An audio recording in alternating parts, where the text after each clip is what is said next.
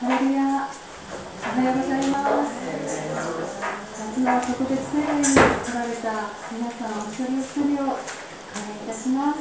これから心からの賛美を持って主に進んでいきたいと思います。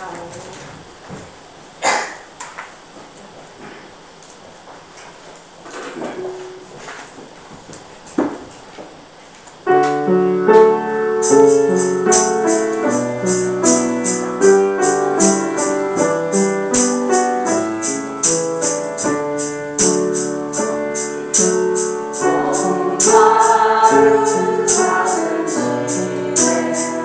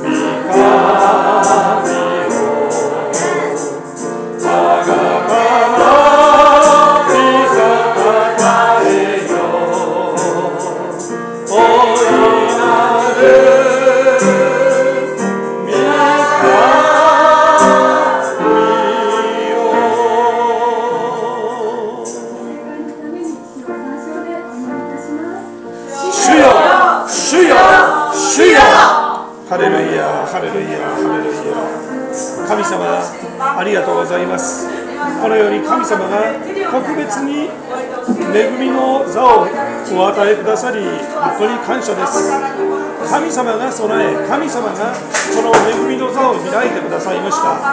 そして神様が私たちを特別に選んで呼び集めてくださいましたから、神様この時間、本当に神様に喜ばれる時間となりますように。また神様、この時間、本当に神様が聖霊様を通して私たちを神様御言葉の恵みの深み、神様の本当に愛の深みへと導いてくださいますようにお願いいたします。ねえ、悪魔神様、今一度私たちは犯しまいりました。この週の前半の罪過ちをお許しくださり、イエス様の十字架の血潮で覆って清めてください。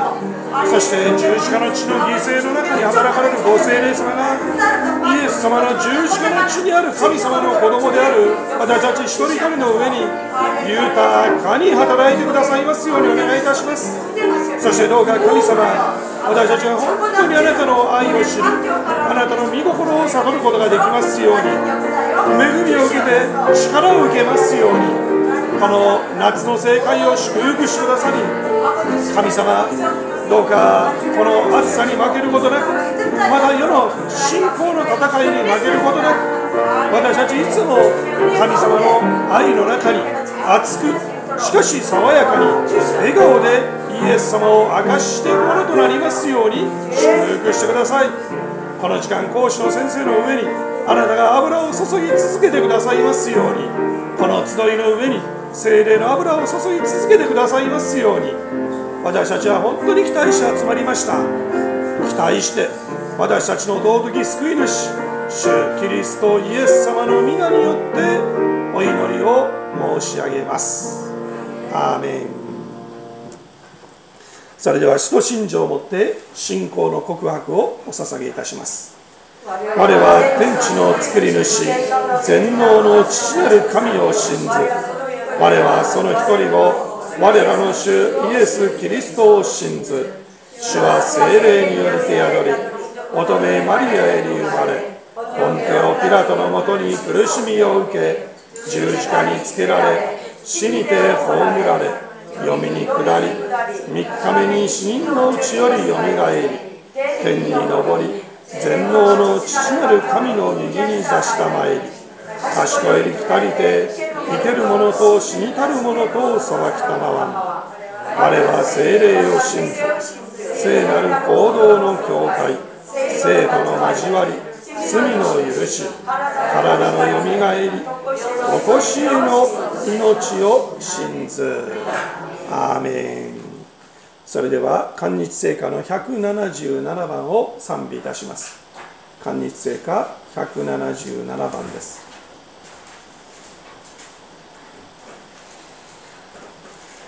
ちょっとお待ちください。字幕を、用意しております。韓日聖歌、お手元にございましたら177番を、お開きください。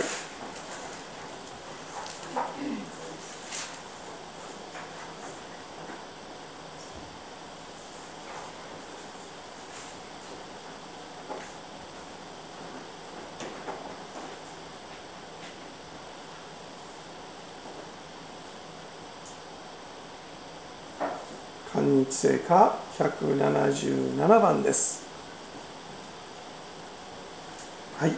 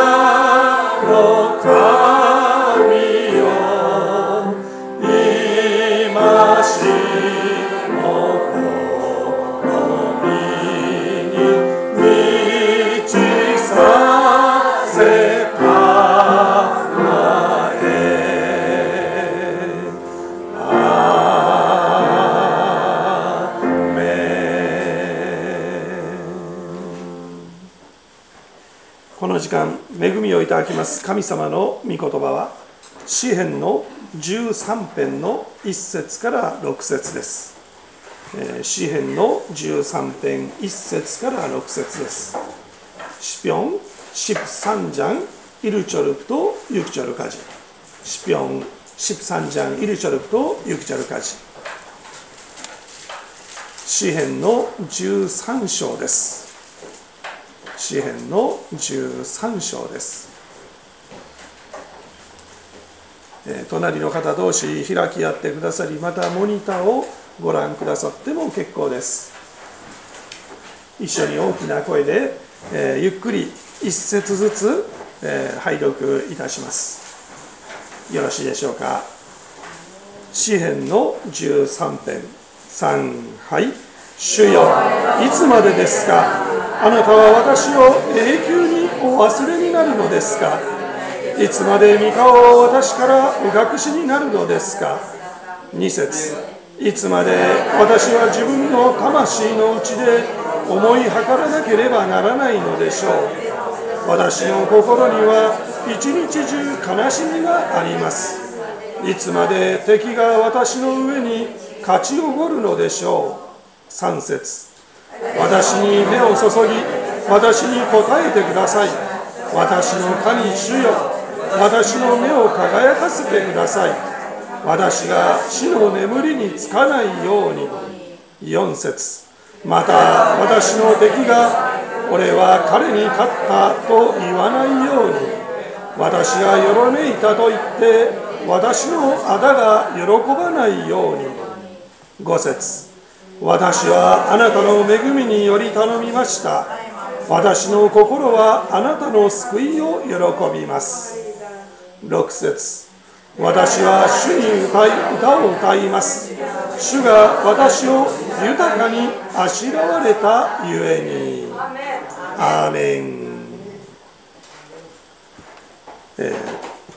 本日この夏の聖会に神様がお送りくださって、私たちが本当に期待のうちにお迎えいたします。講師の牧師先生を紹介させていただきます。名前はチャー・ジュンヒ牧師先生です。かつてナムヒョン教会の担任牧師をしておられました。そして現在は20数年にわたって長年阪西大学の旧約神学の教授先生であられます。そして本日はこの詩編の13編の1節から6節をもって風、祈り、道の霊性と題して恵みの御言葉を頂戴いたします。先日先々日月火と台風の中行ってまいりました。もう途中でちょっと大変だったんですが、でも神様は本当に、祝福してくださって非常に恵まれました。1回目も2回目も、全然眠くなりませんでした。どんどん御言葉の恵みに引き込まれていくんです。ですから期待してください。絶対手ぶらで帰ることはありません。たくさん恵まれるでしょう。その恵みが私たちの力になります。あなたの力になり、そして教会の力になり、また家庭の力になり、そして地域の力になります。そして生徒さんたちが恵まれると誰の力になるでしょうか。牧産人の力になります。期待いたします。もう一度私たちは神様の備えられた恵みに本当に期待して感謝して共にお祈りを捧げてまいりましょう。講師先生の上に聖霊様がますます豊かに働いてくださいますように。そして御言葉を通してあなたの魂に聖霊様が直接語ってくださり、あなたの信仰生活という実生活に神様が聖霊を通して命の言葉を語ってくださいますように。共に主を一度呼び求めて祈ってまいります。主よ、ハレルヤ、天の地なる神様、ありがとうございます。神様がこの夏の特別聖会の恵みを与えてくださり、本当に感謝でございます。仙台山形教会が合同でこの恵みの時間が与えられました。そして神様、チャー・ジュンヒ先生という素晴らしい神様の御言葉のしもべを送っていただきましたことを感謝します。月曜日火曜日と仙台で台風の中非常に恵まれました。神様は私たちをまた期待して集まりました。山形の地から、そしてまた仙台からもそして秋田からも駆けつけていてくださいました。神様、私たちは期待しております。どうかあなたがお使わしくださいました講師先生の上に聖霊様の油注ぎがますます豊かにありますように、そして講師先生を通して、その唇を通して聖霊様が御言葉を一人一人の魂に語り、そして信仰生活という実生活に直接お語りくださいますように。神様、一人一人が恵みを受けて恵まれることは、そうです、魂に恵まれ、全てに恵まれ、健康が祝福され、力を受けて、そうです、命の言葉を豊かにいただいて、神様、一人一人が恵まれることを通して、本当に家も恵まれ、また教会も恵まれ、そして地域も恵まれ、そして私たちの牧者であられます牧産人たちが恵まれますように、力となりますように、一人一人を祝福してください。私たちは本当に期待します。イエス様の皆によって、私たちの尊き救い主、主キリストイエス様の皆によってお祈りを申し上げます。アーメン。お祈りいたします。神様、ありがとうございます。この特別な恵みの座を設けてくださり、本当に感謝いたします。備えたもう神様に私たちは期待して集まってまいりました。どうか神様、天の窓を豊かに開いてください。私たちは心の窓を開いております。本当に期待して集まりました。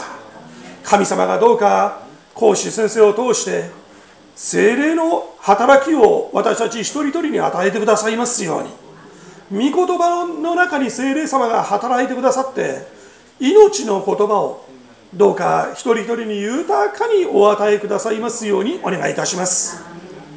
私たちは神様、このようなものでは決して満たされることがありません。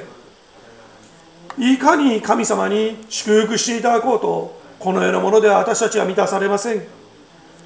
まるでそれは飲めば飲むほど喉が渇いてしまい、さらには私たちのエネルギーを削り、身を削り、命を削っていく海の水のようであります。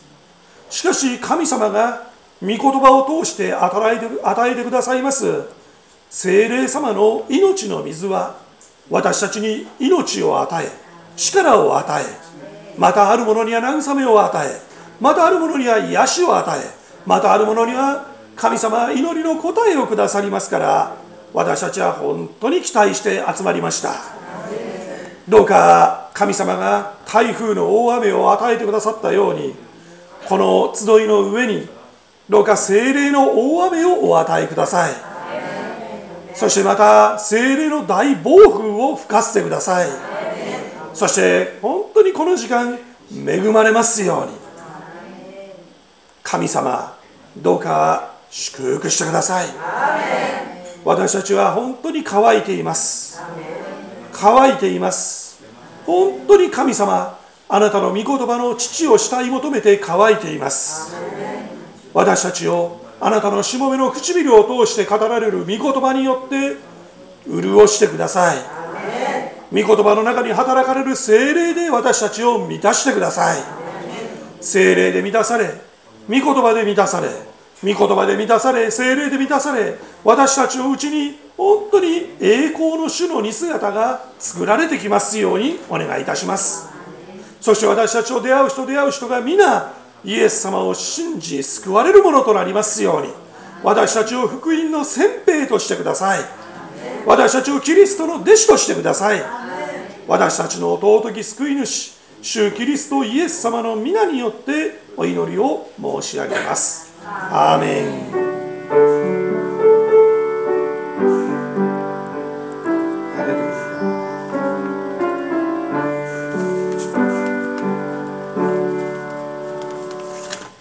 それでは、ハレルヤーと盛大な拍手を持って講師先生をお迎えいたしましょう。ハレルヤー。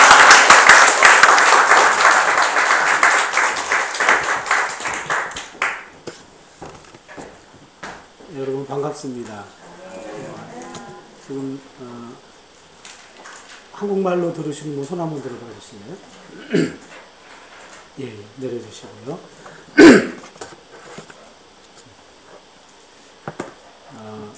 센다이에서 보통 이틀 집회를 했습니다.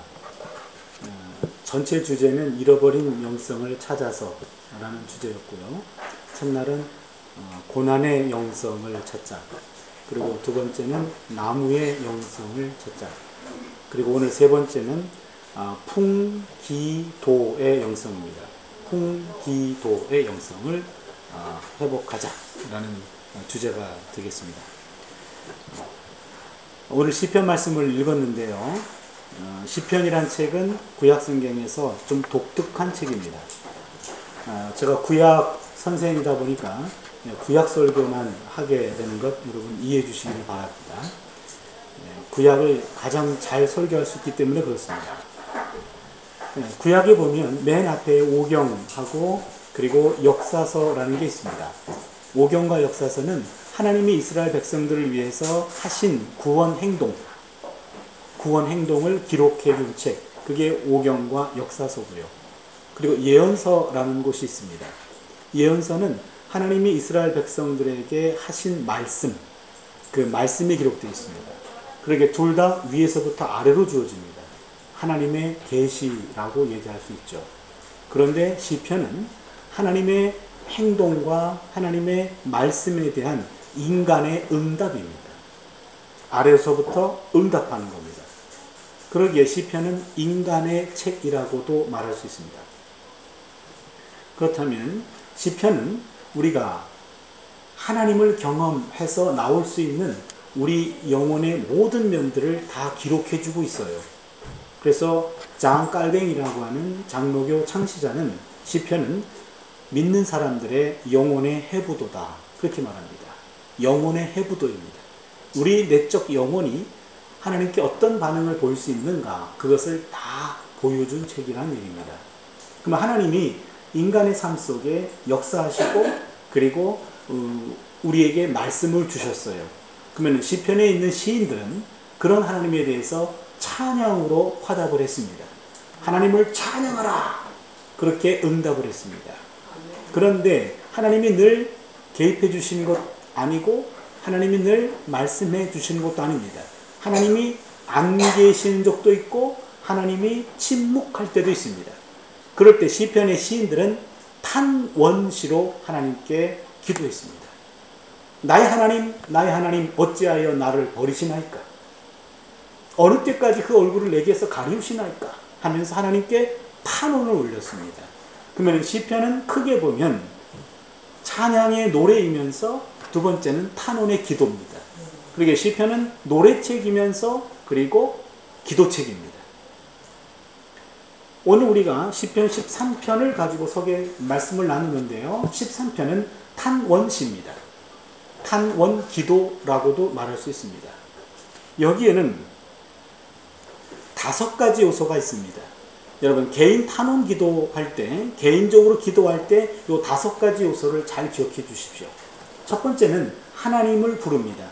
야훼여 오늘 주여 그렇게 시작했죠. 하나님 이름을 부르고 두 번째는 탄원합니다. 불평합니다. 어느 때까지입니까? 어느 때까지 그 얼굴을 내게서 가리우시나이까? 하면서 하나님께 불평합니다. 탄원합니다. 세 번째는요 간구합니다. 그리고 네 번째는 신뢰를 확신합니다. 그리고 5번째는 찬양으로 끝납니다. 하나님 불렀고 두 번째는 불평 탄원했고 세 번째는 간구하고 네 번째는 신뢰를 고백하고 5번째는 찬양으로 끝나는 겁니다. 그러게 여러분들이 신앙생활 오래 하신 분들은 개인적으로 하나님께 기도를 많이 해 오셨을 텐데요. 내 기도가 요 순서대로 개인의 기도가 지금까지 진행됐다면 여러분은 기도의 고수입니다. 그러나 오늘 알고 봤더니 난 아닌 것 같아. 괜찮습니다. 오늘부터 이제는 잘 고려하셔서 그 순서를 한번 따라해 주시면 좋습니다. 하나님을 부르고 그 다음에는 불평탄원 그 다음에는 간구 그 다음에는 신뢰 응답할 줄 믿습니다. 그리고 찬양 할렐루야 이렇게 끝나는 게 바로 개인 탄원시입니다. 여기서 우리가 하나 기억할 것은 하나님을 부르는 것 아주 중요합니다. 어떤 분들이 기도할 때 급한 나머지 하나님을 안 부르고 그냥 본론부터 시작해요. 그러면은 하나님이 위에서 보시고 쟤 지금 누구한테 기도하냐 그럴 겁니다. 여러분 하나님을 꼭 불러야 됩니다. 하나님 꼭 부르세요. 그래서 한마디로 얘기한다면 이 기도는요, 하나님 나 죽을 것 같아요. 불평. 그렇죠? 그 다음에는 살려주세요. 간구하는 겁니다. 그 다음에는 그리 하실 거죠? 신뢰를 고백했죠? 할렐루야. 이런 겁니다. 그래서 개인 탄원 기도는 울면서 시작했다가 찬양으로 끝납니다. 불평으로 시작했다가 기쁨으로 끝나는 게 이것이 개인 탄원입니다. 그리고 어떤 분들 기도할 때 맨 마지막에 예수님 이름으로 기도합니다. 이렇게 하는데 그렇게 현재형으로 써야지 예수님 이름으로 기도했습니다. 과거형으로 쓰면 안 됩니다. 아멘. 기도했습니다. 과거형으로 끝나면 그래 했구나 끝 그렇게 됩니다. 무슨 얘기인지 아시겠나요? 아멘. 기도 드립니다. 영원한 현재형입니다. 그래야 그 기도가 지속적으로 효과를 나타내는 겁니다. 아멘. 하나님 부르는 것 예수님 이름으로 기도합니다. 요것만 좀 기억해 주십시오. 아멘. 예, 그렇다면 오늘 시편 13편을 우리가 함께 읽었죠. 시편 13편을 다시 한번 보시면은요, 요 요소가 그대로 들어가 있습니다. 시편 13편을 제가 한번 읽어 보겠습니다. 시편 13편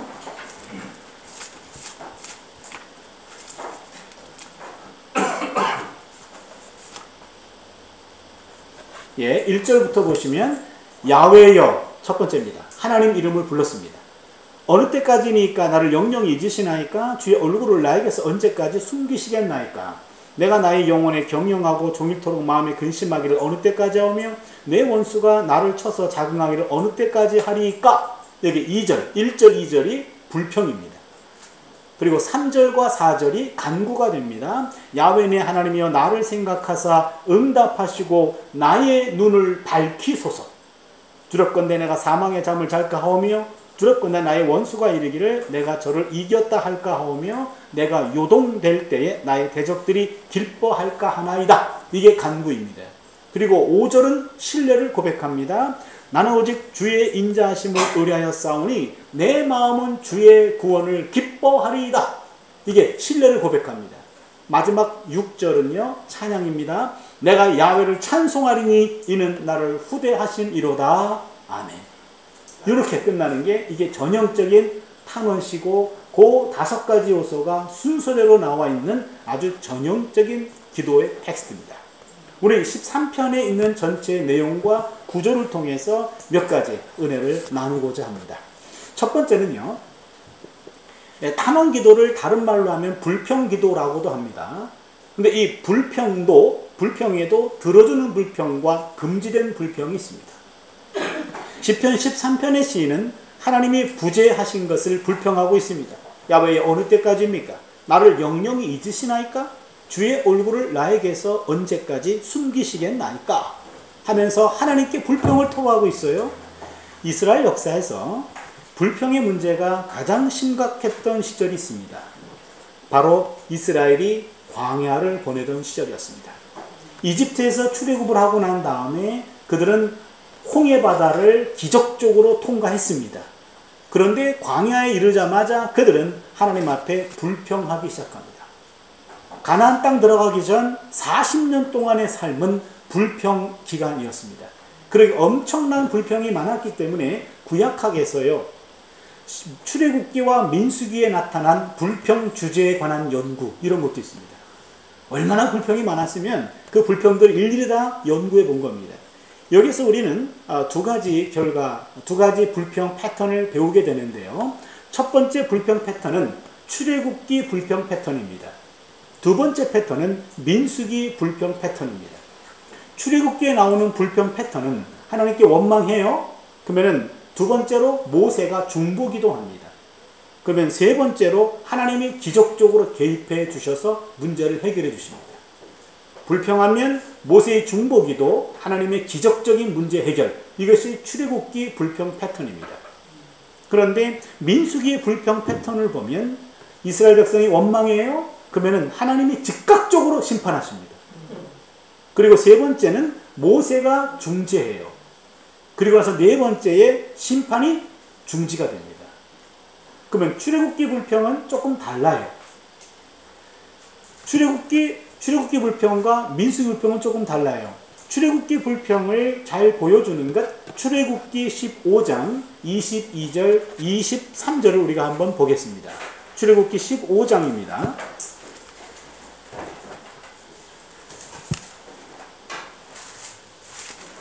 제가 한번 읽겠습니다. 모세가 홍해에서 이스라엘을 인도하며 그들이 나와서 수르 광야로 들어가서 거기서 사흘길을 행하였으나 물을 얻지 못하고 마라에 이르렀더니 그곳 물이 써서 마시지 못하겠으므로 그 이름을 마라라 하였더라. 백성이 모세에 대하여 원망하여 가로되 우리가 무엇을 마실까 하며 모세가 야훼께 부르짖었더니 야훼께서 그에게 한 나무를 지시하시니 그가 물에 던짐에 물이 달아졌더라. 네, 여기 보시면요, 지금 이스라엘 백성들이 홍해를 건너고 난 다음에 3일 동안 물을 먹지 못했습니다. 드디어 마라에 이르러서 물을 발견합니다. 그 물을 마셨습니다. 너무 써서 먹을 수가 없어서 뱉어버렸습니다. 그리고는 그들은 불평했습니다. 그때 모세가 중보기도했죠. 중보기도 이후 하나님의 기적적인 개입으로 쓴 물이 단물로 바뀌었습니다. 아멘. 여기 보시면요, 백성들이 원망했습니다. 두 번째는 모세가 중보기도했습니다. 그리고 세 번째는 하나님이 기적적으로 쓴 물을 단물로 바꿔주었습니다. 그러면 이 출애굽기 불평은 하나님이 들어주는 불평이었죠. 민수기 11장 1절과 2절을 볼까요? 민수기 11장입니다.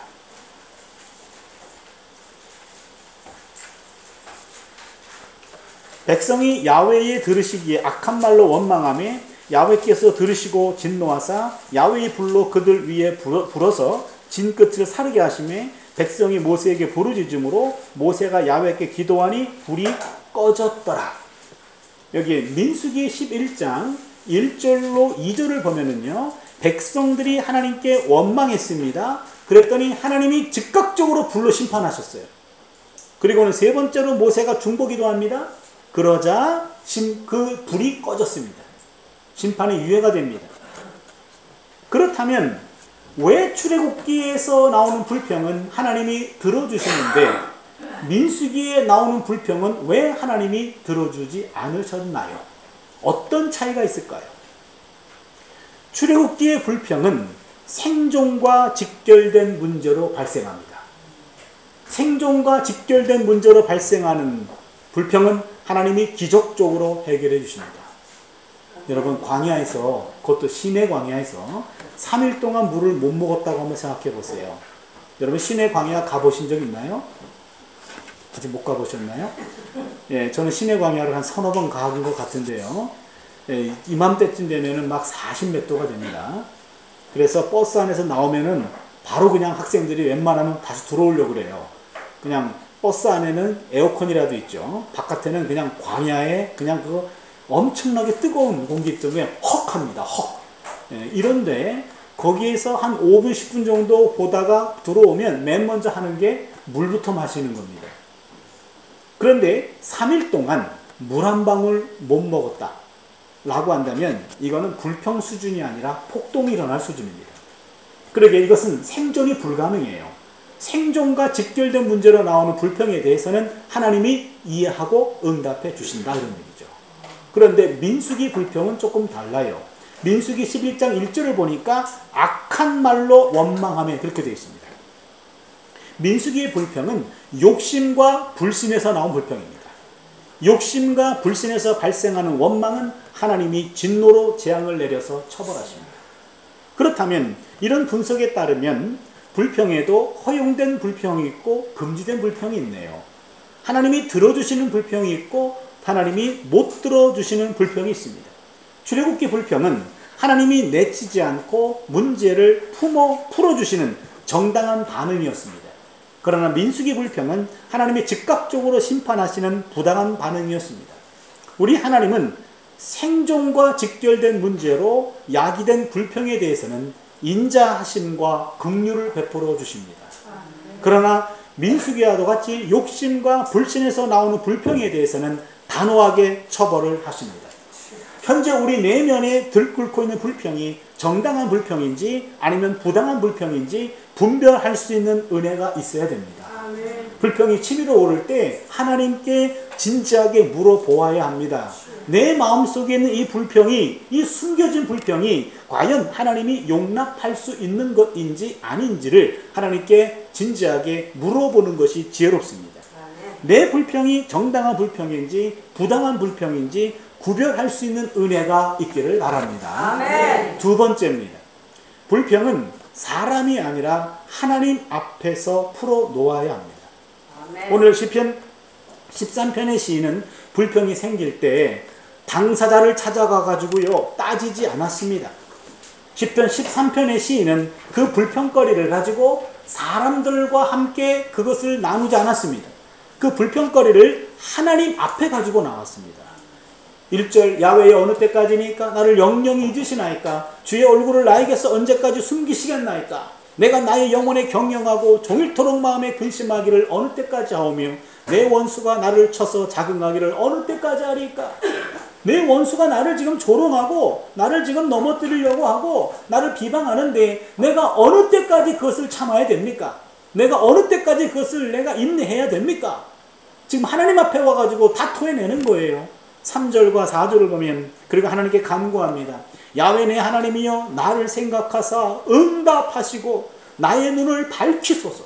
두렵건대 내가 사망의 잠을 잘까 하오며 두렵건대 나의 원수가 이르기를 내가 저를 이겼다 할까 하오며 내가 요동될 때 나의 대적들이 기뻐할까 하나이다.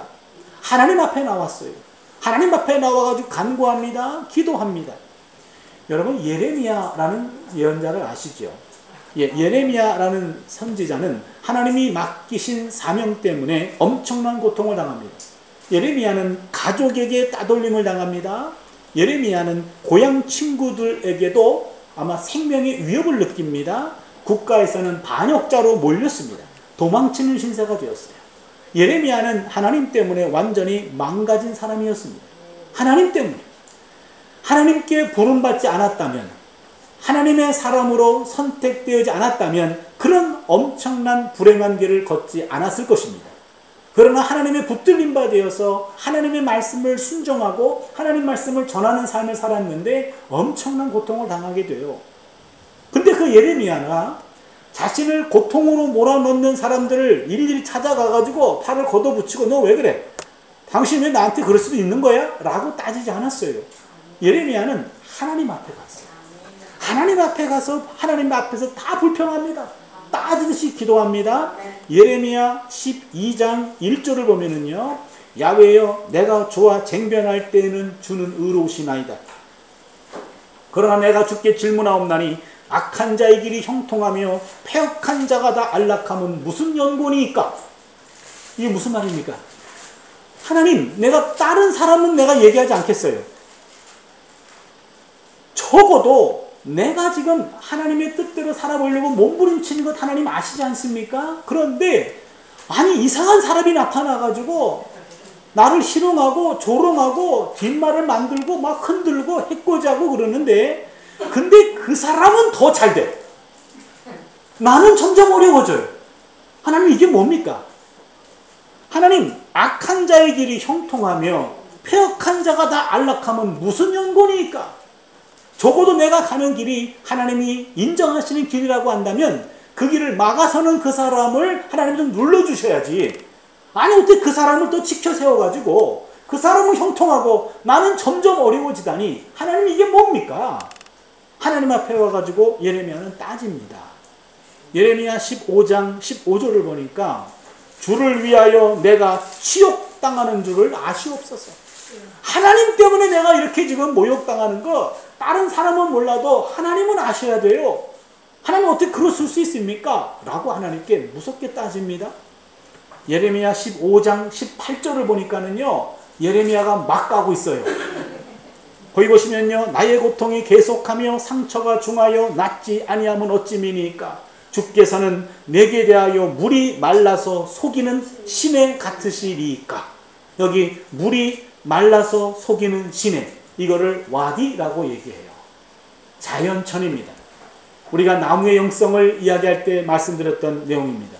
와디입니다. 와디라고 하는 것은 우기 때는요, 비가 내릴 때는 시내가 넘쳐 흘러요. 그런데 건기가 되면 시내가 말라붙어 버립니다. 그 하나님이 예레미야를 부를 때는요, 우기 때였어요. 비가 많이 오고요, 시내가 넘쳐 흐릅니다. 아주 생수가 넘쳐 흘려서 예레미야, 컴온, 일로 와라. 그리고 내가 너를 누구에게 보낸다. 그러면서 네가 목마르거든 언제든지 와서 물을 마셔라. 생수가 항상 준비되어 있다. 그 말에 예레미야가 넘어갔단 말이에요. 그래서 넘어가 사역을 했어요. 너무 지치고 힘들었어요. 목이 메말랐어요. 와서 그 나를 불렀던 그 생수가에 왔더니 물 한 방울 없어요. 내가 필요할 때는요, 물 한 방울 없어요. 완전 속은 거죠. 그래서 여기 나와 있는 하나님, 당신은 물이 말라서 속이는 시내 같으시니이다. 한마디로 이야기하면 하나님, 당신 사기꾼이요, 그 말입니다. 하나님한테 사기꾼이라고 말합니다. 막 나가고 있어요. 여러분, 이쯤 되면은요, 내가 하나님이라면, 야, 웬만한 불평은 내가 듣겠는데 그것 좀 심했다, 야. 그리고 뭐라 그럴 것 같은데 하나님은요, 그 말도 들으세요. 들으시면서 예레미야 33장 3절이죠. 너는 내게 부르짖으라. 내가 내게 응답하겠고 내가 알지 못하는 크고 비밀한 일을 내게 보이리라. 여러분, 예레미야가 하나님 앞에 와서 이런 불평, 하나님 사기꾼입니다 라고까지 말하는 거는요, 그만한 아픔과 그만한 이유가 있기 때문에 그런 거예요. 여러분, 습관적으로 일이 안 될 때마다 하나님께 와가지고 하나님 사기꾼입니다 이러시면 아니 되옵니다. 예레미야 정도 고통당할 때 그때 사용하시지, 이 카드를 맨날 들이대고요, 하나님한테 맨날 사기꾼이라고 하시면 안 돼요. 예레미야는 인생에 있어서 엄청난 고난 속에서 바로 이 불평을 사람에게 하지 않았고 하나님에게 와서 했다. 그게 여기서의 요지입니다. 여러분, 구약 성경에 나오는 신앙의 거장들은 하나같이 불평을 사람들에게 하지 않았습니다. 사람들을 찾아다니면서 한번 따져보자 라고 싸움하지 않았어요. 그들은 사람 앞에서는 눌렀습니다. 사람 앞에서는 누르고요, 하나님께 왔어요. 하나님께 와가지고는요, 그냥 누를 것도 없어요. 그냥 있는 그대로 내 감정을 솔직하게 다 토해냈습니다. 기분 나쁘면 나쁜 대로, 욕이 나오면 욕이 나오는 대로 그냥 있는 그대로 하나님께 다 이야기합니다. 여러분, 불평은 사람에게 하는 것 아닙니다. 아멘. 불평은 하나님에게 하는 겁니다. 아멘. 불평과 불만이 사람들에게 향하면 분자가 돼요. 불평 분자, 불만 분자. 그런데 불평과 불만이 하나님을 향하면 그거는 기도가 됩니다. 아멘. 똑같은 내용인데 누구에게 하느냐에 따라서 그 전체적인 본질이 바뀌는 거예요. 하나님에게 올리면 하나님은 그것을 기도로 들으시는 줄 믿습니다. 아멘. 여러분, 불평은요, 기도의 상 위에 올려놓아야 합니다. 아멘. 따라서 불평은 단순한 골칫거리가 아닙니다. 불평은 알고 보면 기도거리입니다.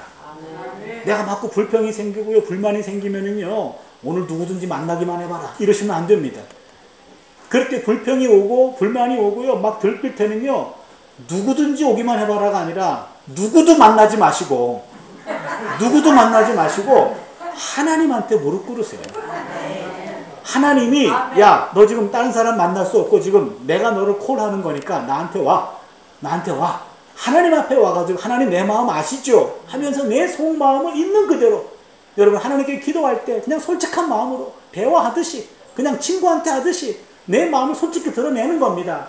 그 모든 불평거리를 하나님은 얘기해봐. 더 없니? 더 있을 것 같은데 더 얘기해봐 하면서 끊임없이 하나님의 그 불평거리를 들으시는데, 그것을 하나님은 그 사람을 치료하는 과정으로, 그 사람을 회복시키는 과정으로 이해하셔요. 그렇게 기도소리가 되는 겁니다. 불평이 치밀어 오를 때, 그때는 바로 하나님 앞에 가서 기도할 때임을 깨달으시기를 바랍니다. 하나님께 불평하십시오. 그때 바로 그것이 기도로 바뀌게 될 줄로 믿습니다. 마지막 세 번째입니다. 불평이 기도로 채워지면 한순간 감사로 바뀝니다. 불평이 기도로 채워지면 감사로 바뀌어요.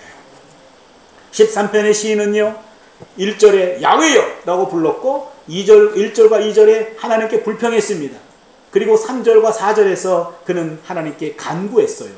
그랬더니요, 갑자기 5절에서 갑자기 변합니다. 나는 오직 주의 인자하심을 의뢰하여 싸우니 내 마음은 주의 구원을 기뻐하리이다. 여러분, 1, 2, 3, 4절은요 완전히 우는 분위기예요. 그렇잖아요. 그러나 5절에 와가지고는 갑자기 분위기가 바뀝니다. 바뀌면서 나는 오직 주의 인자하심을 의뢰하여 싸우니 내 마음은 주의 구원을 기뻐하리이다. 분위기가 확 바뀌었어요. 그러더니 6절에 가가지고는요 갑자기 찬양합니다. 내가 야훼를 찬송하리니 이는 나를 후대하심이니이다. 여러분, 갑자기 이 울면서 하던 기도가 이제는 찬양, 신뢰를 고백하면서 찬양과 감사가 넘치는 이 분위기로 바뀌게 됩니다. 여러분, 이런 기도는요 많이 우리가 경험하지 않습니까? 예레미야를 한번 볼게요. 예레미야 20장 10절로 13절을 보면은요 예레미야가 이런 탐언 기도를 통해서 바뀌는 경험을 합니다. 예레미야 20장 13절입니다. 10절로 13절입니다. 10절, 나는 무리의 비방과 사방의 두려움을 들었나이다. 그들이 이르기를 고소하라, 우리도 고소하리라 하오며 나의 친한 벗도 다 나의 타락하기를 기다리며 피차 이르기를 그가 혹시 유혹을 받으리니 우리가 그를 이기어 우리 원수를 갚자 하나이다. 지금 예레미야가 탐언합니다. 불평합니다. 11절을 보세요. 신뢰를 고백합니다. 그러하오나 야훼는 두려운 용사 같으시며 나와 함께 하시는 고로 나를 박해하는 자가 넘어지고 이기지 못할 것이오며 그들은 지혜롭게 행치 못함으로 큰 수욕을 당하오리니 그 수욕은 영영이 잊지 못할 것이니이다. 갑자기 신뢰를 고백합니다. 그리고 12절에 보면은요 간구합니다. 의인을 시험하사 그 패부와 신장을 보시는 만군의 야훼여, 나의 사정을 주께 아뢰었사온즉 주께서 그들에게 보수하심을 나로 보게 하옵소서. 간구합니다. 마지막 13절을 보면 찬양으로 끝납니다. 야훼께 노래하라, 너희는 야훼를 찬양하라, 가난한 자의 생명을 행악자의 손에서 구원하셨음이니라. 그러면요 예레미야 20장 10절로 13절을 보니까 처음에는 탐언했어요. 불평했습니다. 그 다음에는 신뢰를 고백합니다. 그리고는 간구합니다. 그리고는 찬양합니다. 여기 보면은 전형적인 탐언 기도입니다만 순서는 왔다 갔다 하고 있어요. 그렇죠? 여러분, 순서가 왔다 갔다 한다는 말은 예레미야도 지금 제정신이 아닙니다. 그렇죠? 여러분요, 하나님께 탐언 기도할 때 너무나 너무 힘들어가지고 하나님께 와가지고 막 토해낼 때 가만히 보자. 순서가 뭐더라? 하나님을 불러야지. 하나님! 그리고 두 번째 뭐더라? 이거 아니에요. 그냥 하나님 부르고 그냥 나오는 대로 하는 거예요. 그렇잖아요. 막 불평했다가 막 불평했다가 갑자기 신뢰가 생각이 나. 해결될 줄로 믿습니다. 그런데 빠뜨린 불평이 생각났어. 또 불평합니다. 막 얘기합니다. 그러다가 해결해 주십시오. 간구했어요. 그러다가 갑자기 신뢰가 고백이 돼요. 할 줄로 믿습니다. 그리고는 찬양으로 끝나는 거 왔다 갔다 하는 거예요. 많아요. 예레미야도 그랬고요. 시편 3편도 탐언인데 다윗도 왔다 갔다 합니다. 그 왔다 갔다 할 때마다 여러분 그 사람들 보고 이상한 사람이야 그러지 말고요. 얼마나 복잡하면 그랬을까? 얼마나 마음이 지금 정돈이 안 됐으면 나온 대로 토해낼까? 그렇게 이해하시면 됩니다. 예레미야도 마찬가지입니다. 예레미야도 하나님께 와가지고 불평해요. 그러더니 갑자기 신뢰를 고백합니다. 그리고는 간구합니다. 그리고는 찬양합니다. 아무튼 중요한 것은 이 불평하는 기도, 탐언하는 기도, 이 기도가 어느 지점에 가면 갑자기 바뀌더라 이런 거예요. 우리가 아까 얘기했던 하나님 이름을 부르고 불평하고 간구하고 그리고 네 번째 신뢰를 고백하고 그 다음에는 찬양으로 끝난다 그랬죠. 그러면은 세 번째까지는 우는 분위기예요. 탄식입니다. 탐언입니다. 몸부림칩니다. 그런데 왜 네 번째 가가지고 갑자기 신뢰를 확신하고 다섯 번째 찬양으로 끝날까요? 여러분 기도하다가 미쳤나요? 왜 그러세요? 그래서요 구약학에서는요 개인 탐언 시에 나타난 분위기 급변에 관한 동인의 연구, 개인 탐언 시에 나타난 분위기 급변의 동인에 관한 연구, 동인, 원인, 이유 이해하시겠습니까? 학자들은요 쉬운 얘기를 어렵게 만드는 사람이 학자들의 사명이에요. 간단히 얘기하면 세 번째와 네 번째로 넘어갈 때 어떤 일이 있었길래 분위기가 바뀌었는가? 그 원인을 찾아내는 겁니다. 요 원인을 찾아낼 때마다 시편 박사들이 배출됐어요. 제가 두 가지만 소개하려고 합니다. 왜 그런 변화가 일어났는가? 여러분 개인적으로도 그런 경험들을 많이 합니다. 너무나 힘들고 아픈 마음 가지고 하나님 앞에 와서 울며 불며 기도했어요. 통곡했어요. 탄식했어요. 근데 여러분 기도 끝날 때 더 탄식하고 끝납니까? 안 그렇죠. 그건 기도가 덜 끝나서 그래요. 기도를 하다 중단했기 때문에 그래요. 탄식하고 아프고 힘들 때요, 하나님께 와가지고 다 이야기하는 거예요. 다 토해내는 겁니다. 울고 불고 다 하는 거예요. 그리고 다 했어요. 더 이상 할 불평도 없어요. 그러고 났더니 이제는 남겨진 일은 해결될 것밖에 생각이 안 나요. 그래가지고 갑자기 이제는 해결될 줄로 믿습니다. 그리고 할렐루야 그러고 웃으면서 가는 거예요. 그래서 울면서 왔다가 웃으면서 가는 거예요. 그런 기도 해보셨죠? 예, 왜 그런 변화가 일어났는가? 이거를 학문적으로 한번 본 겁니다. 첫 번째는요, 미래의 구원 사건의 선취 이론입니다. 미래에 일어날 구원 사건을 미리 취했다, 이런 얘기예요. 잘 들어보세요. 불평합니다. 하나님께 기도합니다. 울고불고 기도하다 보면은요, 내가 앞으로 이 문제가 어느 순간에 가가지고 해결될 것 같은 확신이 들게 돼요. 갑자기 확신이 들면서 내 기도가 바뀌는 거예요. 내가 인위적으로 바꾸는 것 아닙니다. 여러분, 인간적인 불평이 사람이 아니라 기도를 통하면 하나님의 영으로 세례를 받아서 불평이 사라지고 그 자리에 감사로 채워지는 거예요. 아멘. 그러면서 나도 모르는 사이에 앞으로 일어날 이 문제가 해결되는 게 지금 내 언어로 고백이 되는 거예요. 그러기에 미래에 일어날 구원 사건을 미리 취하게 된다, 이런 얘기입니다. 아멘. 우리가 경험한 바입니다. 두 번째 이론은요, 과거 구원 사건의 회상 이론입니다. 이건 무슨 얘기냐면, 불평 중에 하나님께 기도합니다. 기도하다 보니까 아하, 옛날에도 유사한 문제가 있었는데 그 문제도 하나님이 해결해 주셨어요. 지금까지 그것을 잊고 살았어요. 그런데 기도 중에 그것이 불현듯 생각이 나는 거예요. 그러고 보니까 지금 문제보다 과거의 문제가 더 컸어요. 엄청난 큰 문제였는데 하나님이 그것도 해결해 주셨네. 이것이 회상이 되면서 그러면은 지금 이 문제는 옛날 과거 비교하면은 너무 작은 문제예요. 에이구, 이것도 해결이 되겠네. 그게 된 거죠. 그래서 과거의 구원 사건의 회상 이론입니다. 그러면요, 여러분, 기도는요 굉장히 중요한 선물이에요. 기도를 통해서요, 여러분, 미래에 일어날 구원 사건을 선취하기도 하고요, 과거에 경험된 구원 사건을 회상으로 현재화하기도 하고요, 오늘의 나의 관심을 현재에 집중함으로 말미암아 한 가지 문제를 가지고 미래의 에너지와 과거의 에너지와 현재의 에너지가 삼중으로 모아지면서 이 문제를 쪼아보기 때문에, 문제를 해결하기 때문에 이 문제가 해결되는 겁니다. 그러기에 하나님이 기도하라 그런 거예요. 기도는 미래의 에너지, 과거의 에너지, 현재의 에너지를 집약해주는, 모아주는 능력이 있어서 그 에너지, 삼중 에너지를 가지고 문제를 해결할 줄로 믿습니다. 여러분, 불평이 원망으로 채워지고 불평이 운명을 거론하거나 남을 탓하기 시작하면 걷잡을 수 없이 거대해집니다. 결국 불평은 자신을 파멸로 이끌고 맙니다.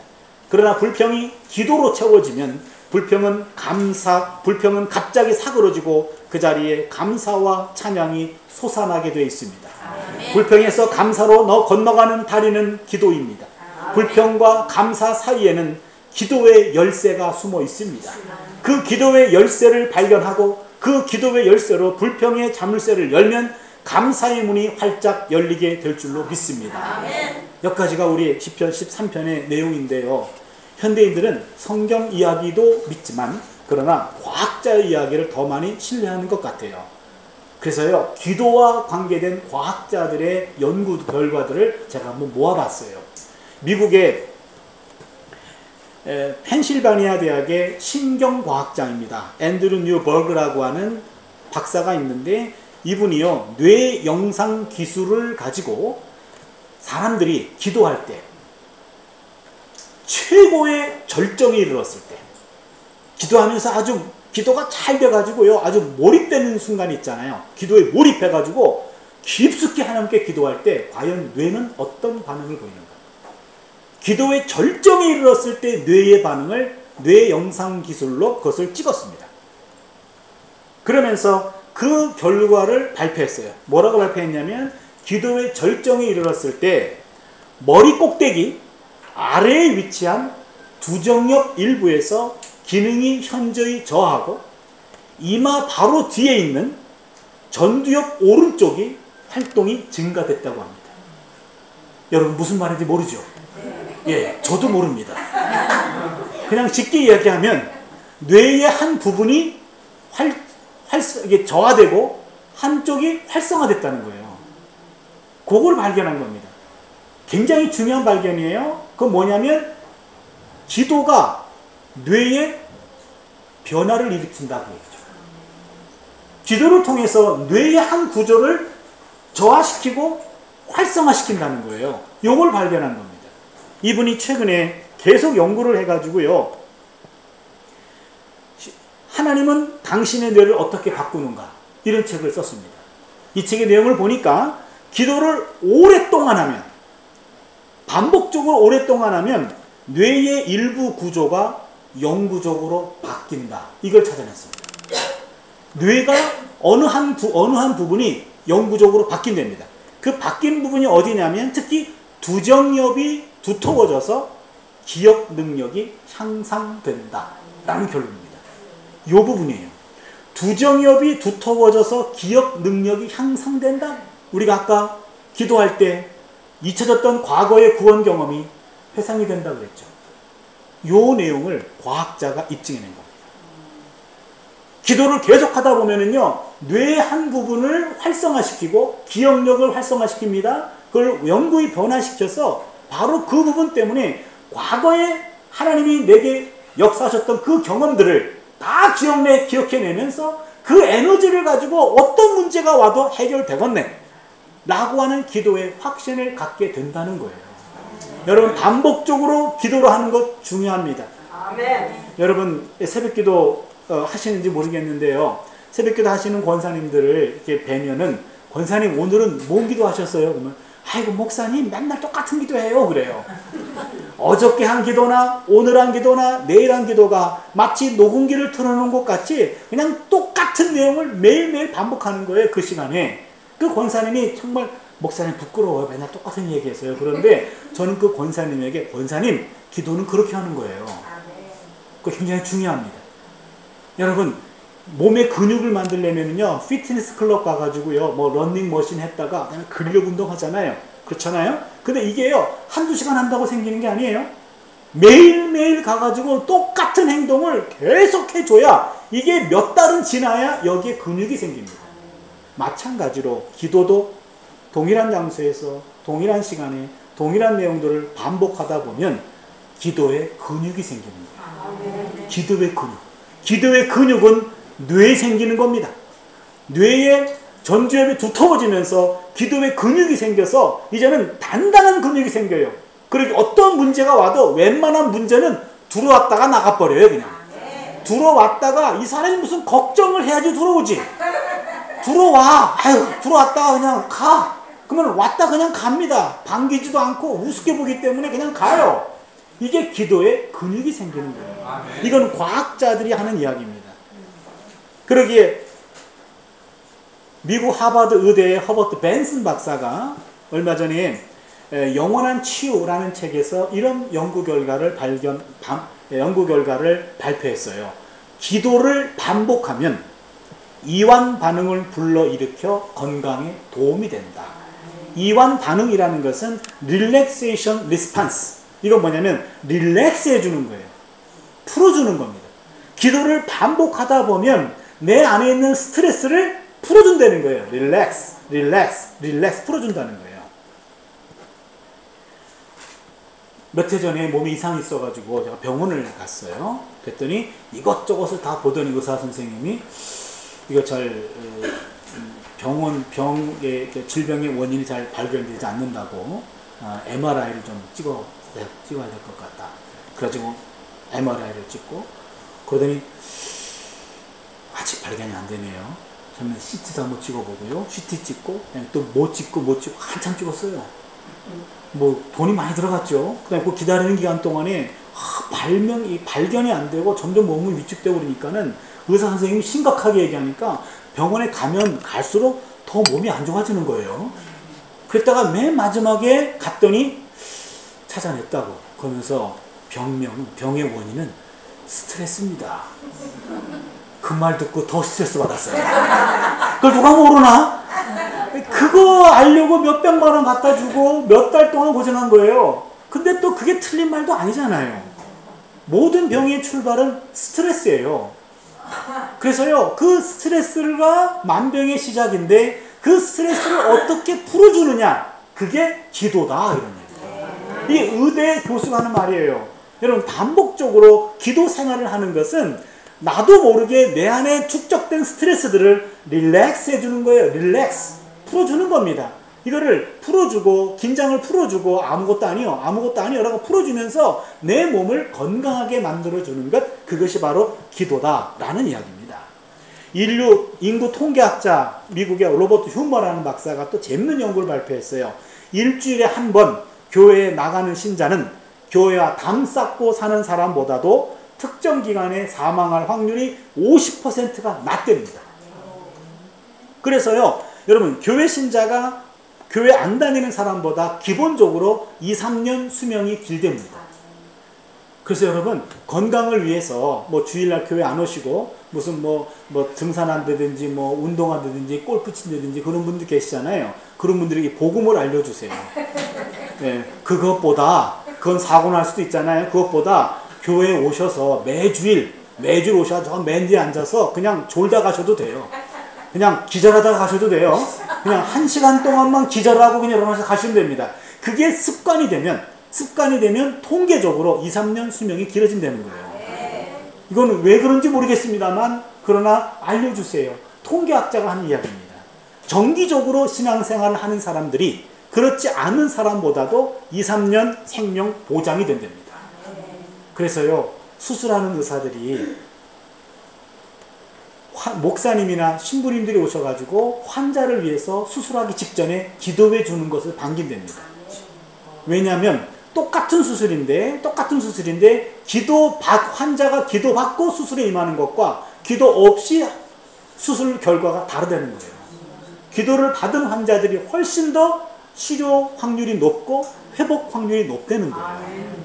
그러게 요즘은요, 환자들이 목사님과 신부님의 기도도 좋지만 더 반기는 거는 직접 내 몸에 칼을 댈 주치의가 내 손을 잡고 기도해 주는 걸 더 반긴답니다.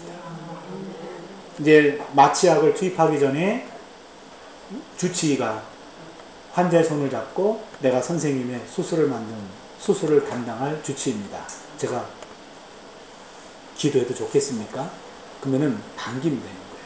기도해 주세요. 그러면은 하나님, 내가 이분을 위해 수술을 맡게 되었는데 하나님께서 내 손에만 맡기지 마시고 하나님 내 손을 잡아주시고 이 환우 선생님도 붙잡아 주셔서 모든 수술이 하나님의 은혜 가운데 진행이 되고 더 빨리 회복이 되고 건강하게 일어날 줄로 믿습니다. 그 얘기를 들으면서 동시에 마취약이 들어가기 때문에 사르르 잠들었다가 깨고 나면은 회복이 되는 거예요. 여러분, 기도의 능력은요, 여러 분야에 나타납니다. 그러게 하나님이 우리에게 기도라고 하는 것은 우리에게 선물로 주신 거예요. 그러게 기도는요, 기도는 힘이 셉니다. 과학적으로도 힘이 세고요, 신앙적으로도 힘이 셉니다. 그러게 기도하면 모든 문제 속에서 우리가 첫 번째 해야 될 것은 기도해요. 하나님 앞에 와가지고 무릎을 꿇으면 모든 문제가 하나님 안에서 그것이 감당이 되고 그 문제를 해결할 수 있게 될 줄로 믿습니다.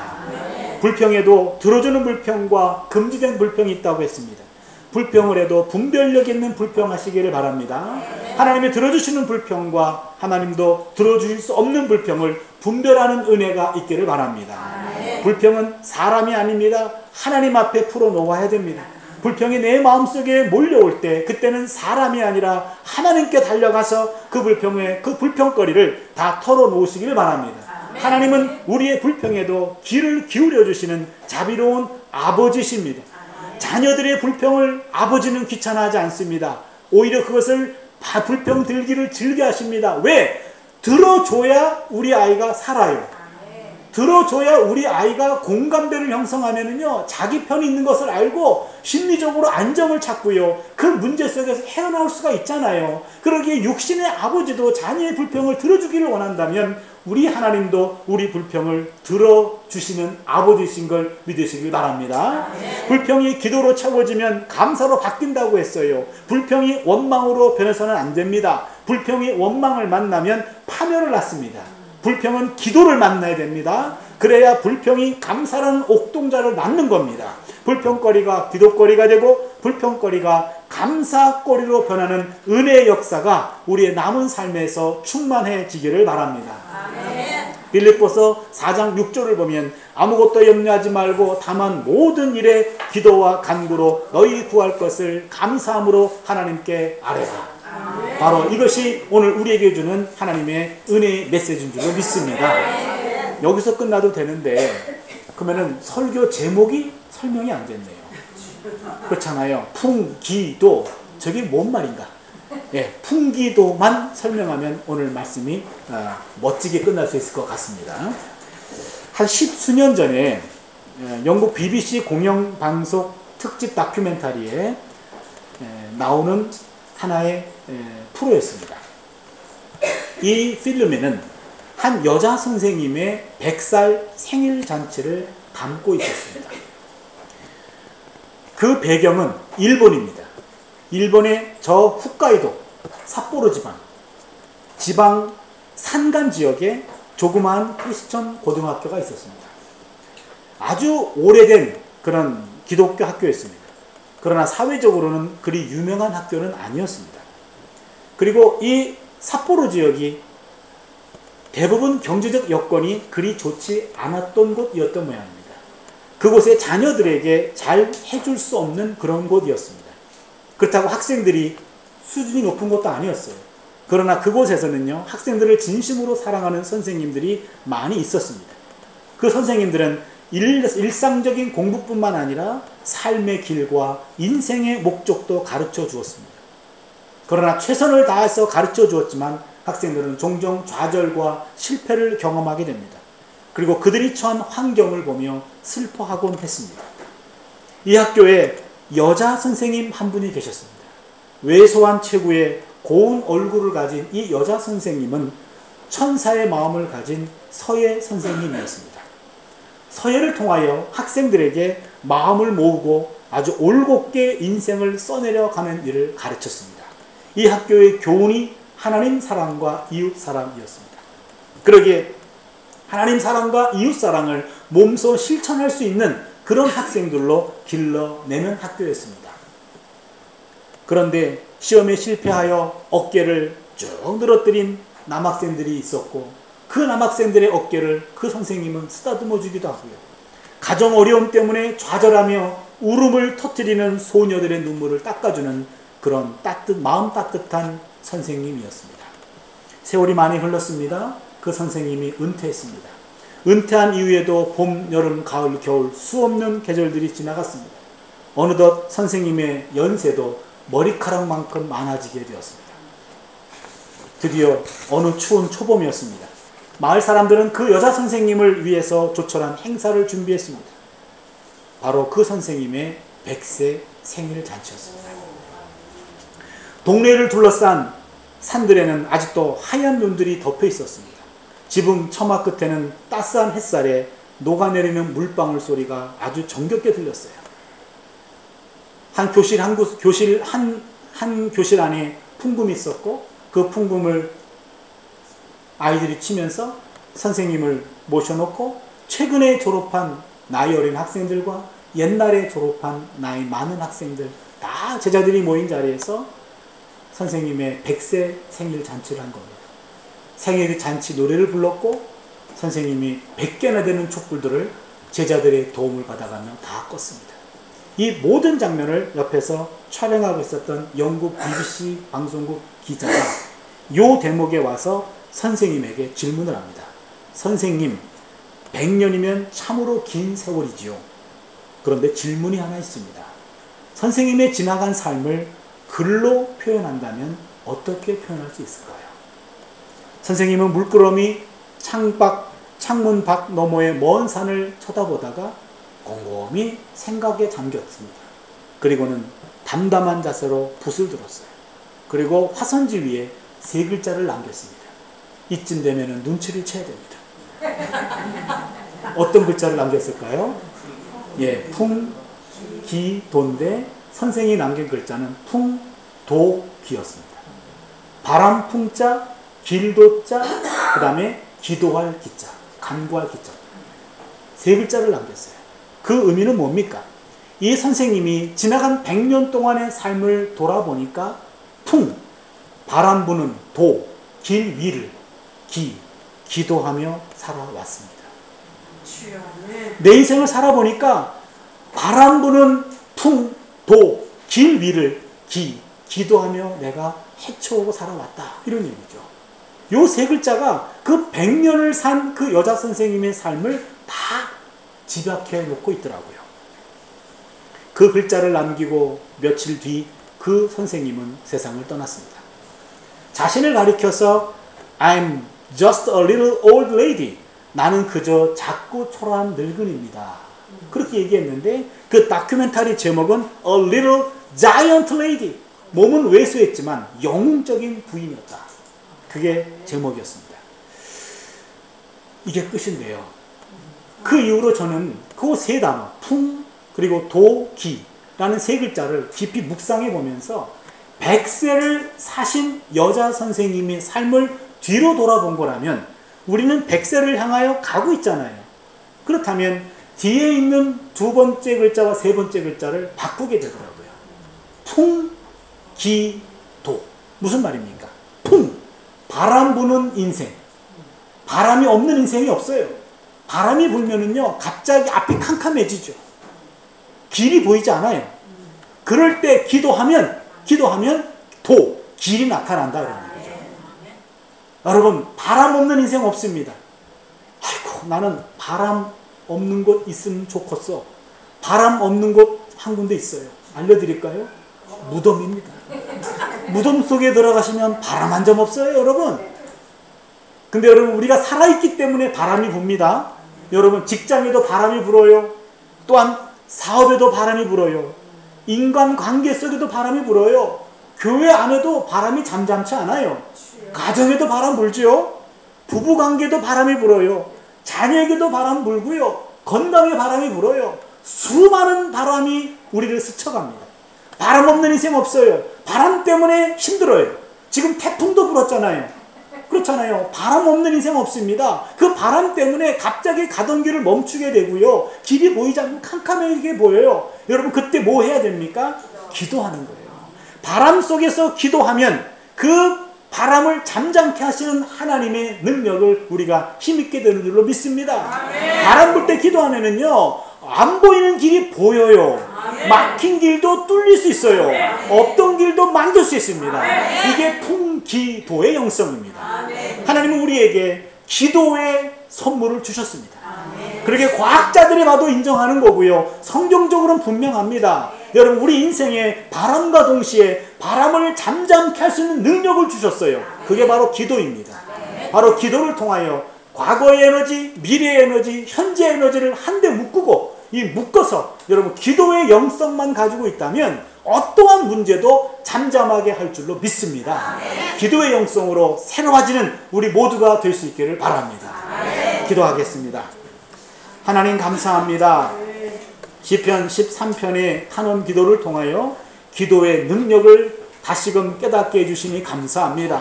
늘 기도해 왔습니다. 그러나 그 기도가 얼마나 큰 능력이 있고 하나님의 선물이었음을 다시 한번 깨닫게 하시니 감사합니다. 바람 잘 날 없는 것 우리네 인생입니다. 그러나 어떤 바람이 와도 감당할 수 있습니다. 그 바람을 잠잠케 하시는 분이 우리 하나님이시기 때문입니다.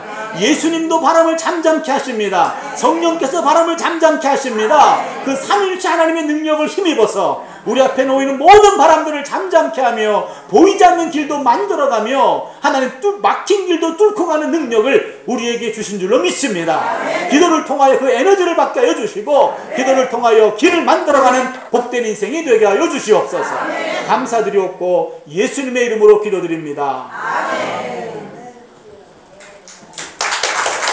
할렐루야. 恵まれました。もう一度私たちは信仰を新たに、祈りの人になりましょう。祈れる幸いを本当に神様に感謝して、この時間神様、私はもっと祈ります。もっと祈りの人になりたいです。私をあなたの御心を祈ることのできる祈りの人にしてくださいと、そう祈ってまいりましょう。全員で共に主を一度呼び求めて祈ってまいります。主よ、ハレルヤ。天の父なる神様、ありがとうございます。今日神様、コーチ先生を通して本当に恵みをいただきました。もう一度神様、あなたの御前にどんなことでも祈ることができますことを本当に感謝します。祈ることのできる特権が与えられておりますことを感謝します。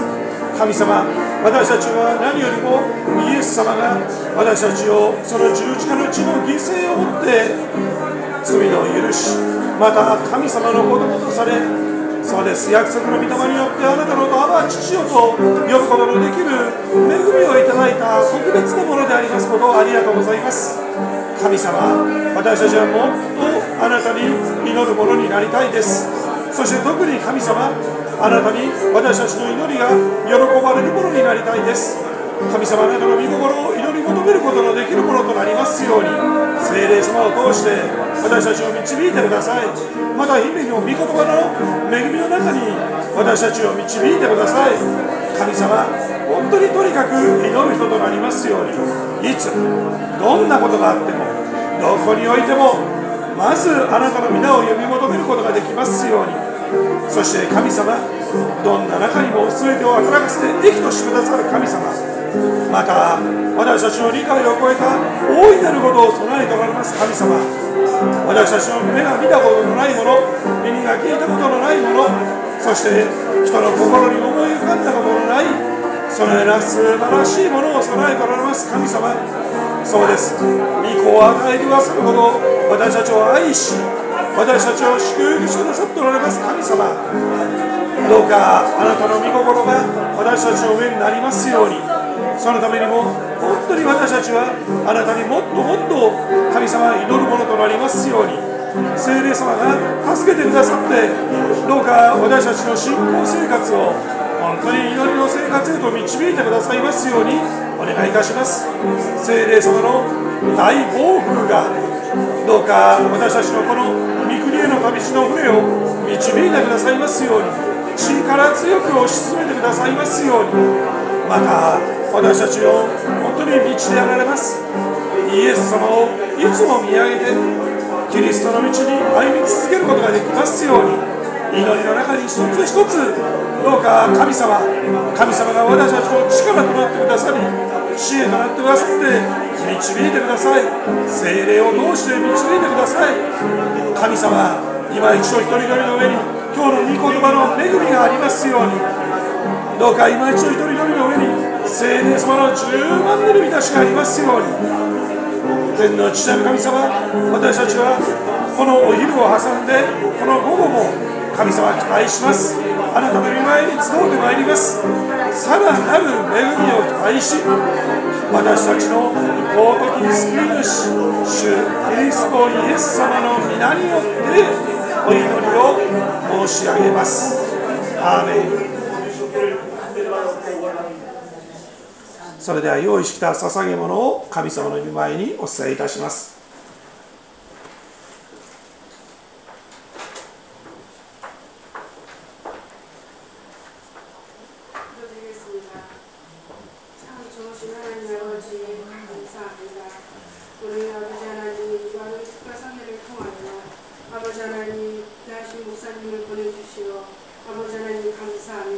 아멘.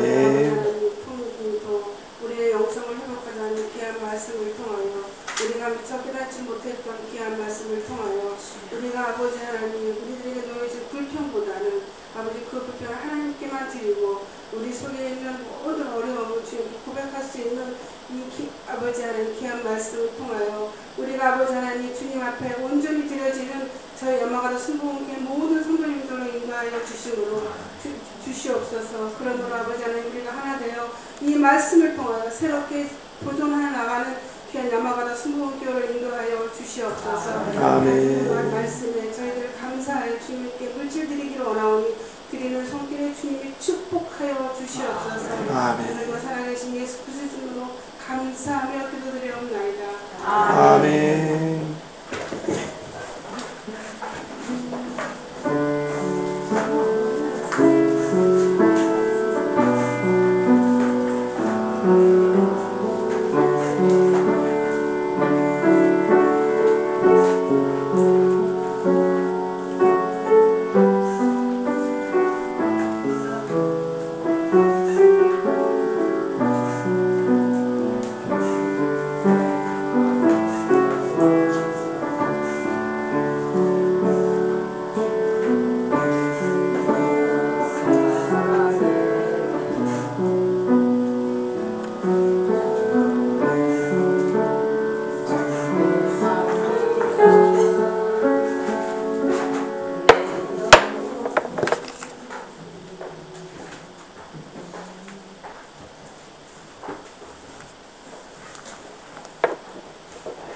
それでは講師先生より祝祷をいただきます。献金の祝福の祈りと祝祷をいただいて一部の聖会を閉じさせていただきます。 인간의 생사화복을 주관하시는 하나님 감사합니다. 잃어버린 영성을 찾아서라는 주제로 여름 특별 성회를 허락하심을 감사합니다. 풍기도의 영성을 우리 심령 깊은 곳에 심어주셔서 인생에 어떤 바람이 불더라도 이 바람을 잠잠게 하고 바람 때문에 길이 보이지 않을 때 그 길을 보이게 하고 막힌 길을 뚫게 하고 없던 길도 만들게 하는 것, 그것이 바로 기도임을 깨닫게 하시니 감사합니다. 이제 하나님 앞에 와서 하나님께만 기도하고 하나님께만 불평하고 하나님과 소통하는 우리 모두가 되게 하여 주시옵소서. 귀한 은혜 감사하는 마음으로 물질로 우리의 신앙과 고백을 표현하여 드립니다. 이 물질을 받아주시고 하나님의 거룩한 성사역에만 구별하여 사용하여 주시옵소서. 이제는 우리 주 예수 그리스도의 은혜와 하나님 아버지의 극진하신 사랑하심과 성령의 내주 교통 충만하심이 풍기도의 영성을 심령 깊은 곳에 담고 돌아가는 여기 모인 주의 귀한 백성들 머리 위에 이제부터 영원토록 함께 하시기를 간절히 축원하옵나이다. 아멘. 아멘.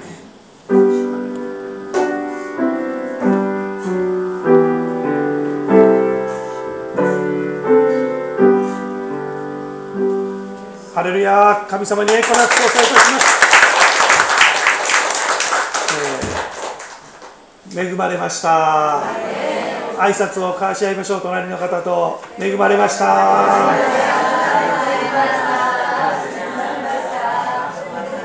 お昼を挟みましてまた2時からございます。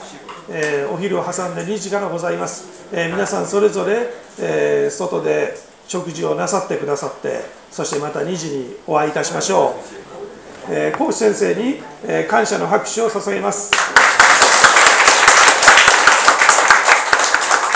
そして神様に栄光の拍手を捧げいたします。